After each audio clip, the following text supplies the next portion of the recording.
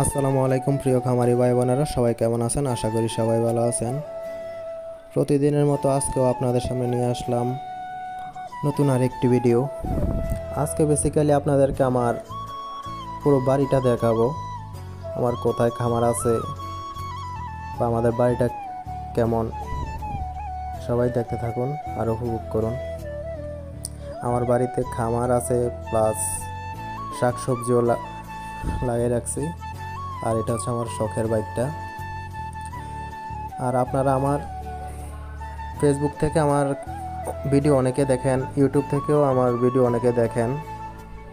আপনাদের গুরুত্বপূর্ণ মতামত আমার কমেন্ট বক্সে জানাবেন, ফেসবুক হোক আর ইউটিউব হোক।